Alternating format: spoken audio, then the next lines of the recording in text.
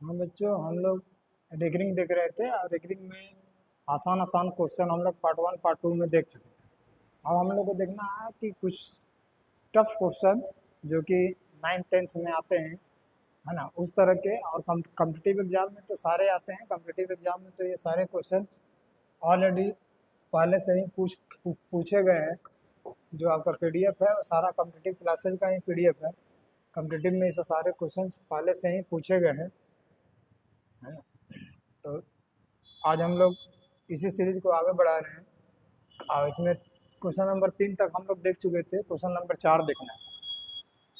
हम लोग देख रहे थे इसमें कि रेकरिंग के बारे में, अगर आप नहीं देखें वीडियो तो रेकरिंग के बारे में समझ लीजिए कि रेकरिंग के नीचे जो डिनोमिनेटर होता है वह हमेशा 9 या तो 9 या 90 के मोड में ही होगा, या तो वह 999 होगा, या तो वह 9000 या 99 कुछ भी हो सकता है। लेकिन ऊपर में जो नॉमिनेटर है उसका कुछ भी हो सकता है। जितना पर रेकरिंग होता है उसके लिए उतना ही 9 दिया जाता है। जैसे कि 4 पॉइंट, ये हमेशा डिसमल के बाद ही होता है।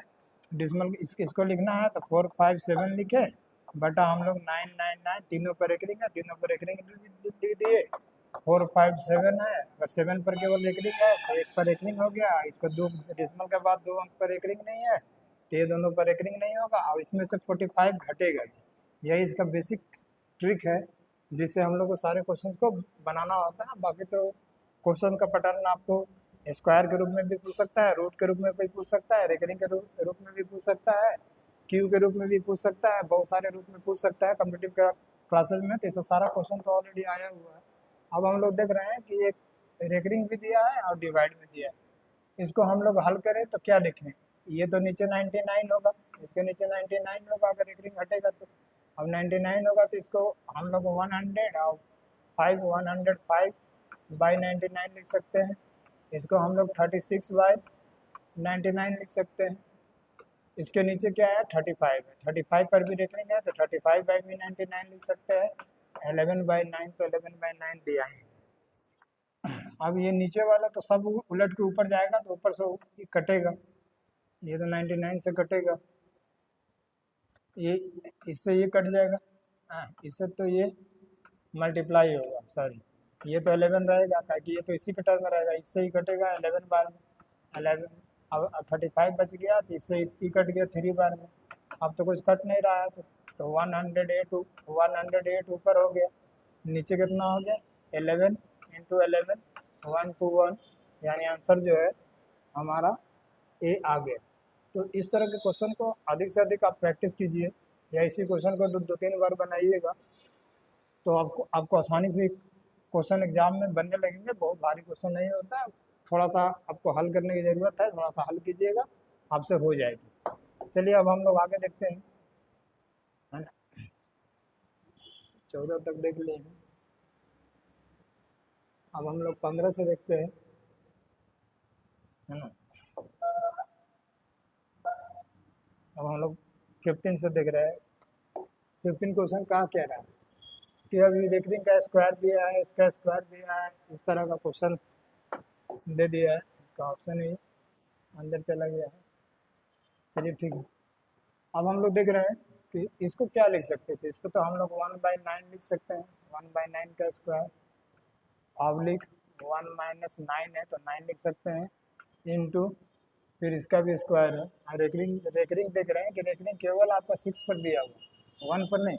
तो रेकरिंग 6 पर दिया हुआ है तो हम लोग क्या कर सकते हैं? 1/6 - 1/90 का स्क्वायर लिख सकते हैं। इतना तो फर्स्ट अटेम्प्ट में कर लिए। ये 81 हो गया, 1 - 9 हो गया, और ये 15/90 हो गया, ये 15/90 2 बार हो गया। अब इसे हम लोग काट दिए तो 10 बार में कट गया। अब कितना हो गया? 1/81 हो गया, ये 1 माइनस ये हो गया 225 बटा 900, ये सारा ब्रैकेट में रह गया। 1/81 इंटू, अब इसको तो हम लोग जानते हैं कि नोमिनेटर डिनोमिनेटर का डिफरेंस, तो कितना हो गया? 675/900। फ्रैक्शन में हम लोग देख चुके थे कि 1 में से किसी चीज़ को घटाना होता है तो दोनों का डिफरेंस लेकर ही हम लोग काम कर देते हैं। अब इसको हम लोग को काटना है, तो ये तो 25 से कटेगा, 25 से कटेगा कितना बार में, तो 25 से कटेगा, 25 चौका 100, 4 तो 6 चौका 24, 25 26 27 बार में कटेगा।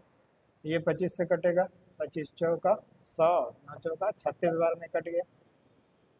अब हमको एक 80 तिया कट गया। अब ऊपर में तो कुछ नहीं बचा, 27 1/27 है ना। हाँ 36 तिया तो 1/108, तो 1/108 कौन सा आंसर आएगा, सी, है ना। 63 3 या 108 होगा, 27 से कट गया था। तो हम लोग इसको भी देख लिए, 15 को भी देख लिए। आगे हम लोग देखते हैं कि अब दिया है कि इसका वर्गमूल, इसका रूट्स ज्ञात करें।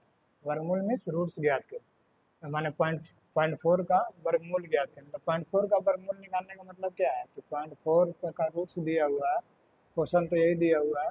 तो हम लोग इसको क्या लिख सकते हैं कि 4/9 लिख सकते हैं। डिस्मल रेखिंग हटाएंगे, नीचे 9 लिखेंगे। इसका वर्गमूल निकालना, वर्गमूल लिख दिया। इसका वर्गमूल क्या आ गया, 4 का 2 हो जाएगा, 3 हो जाएगा, यानी 2/3 हो जाएगा। अब 2/3 आंसर दिया हुआ है तब भी ठीक।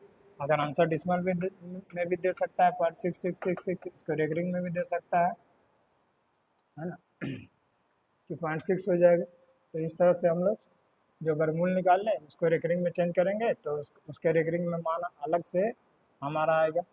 तो हम लोगों को इस चीज़ समझ में आ गया कि ये 2/3 फ्रैक्शन में दिया हुआ, ठीक है। रेकरिंग में अगर देता तो इसका मान जो है ऐसा हो जाता। तो यहाँ जैसा दिया हुआ है क्वेश्चन वैसा ही आंसर आपको जैसा दिया हुआ है वैसा ही निकालेंगे।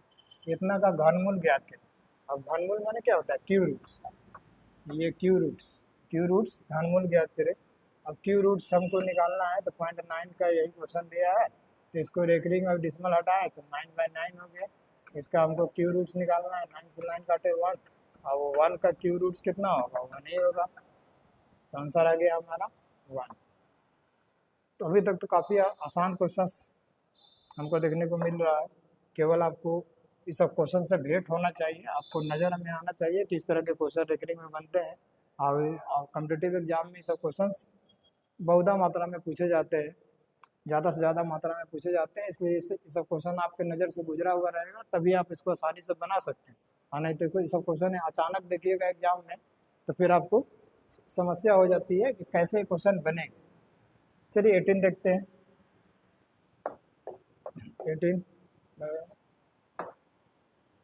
18 नंबर देखते हैं, 18 19 20, ये 20 तक है। 18 देख रहे हैं। अब ये दोनों तो ऐड में दिया हुआ है, 18 देख रहे हैं कि ये अभी सब्ट्रैक्ट में दिया हुआ। अब इसको बनाने के लिए क्या करें कि 3 + 8 7 पर 99 लिख सकते हैं।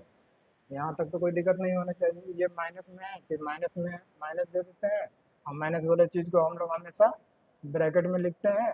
तो 59/99 दोनों पर एक रिंग है। इसको एक लाइन आगे और बढ़ा देंगे, लेकिन हम लोग कॉम्पिटिटिव में तो ऐसा ना करते हैं। कॉम्पिटिटिव में एक ही लाइन में हम लोग इसको 2 - 59/99, और इसमें से इसको घटा देते हैं, क्योंकि इंटीजर पार्ट में से घटेगा तो ये हमारा 1 हो जाएगा।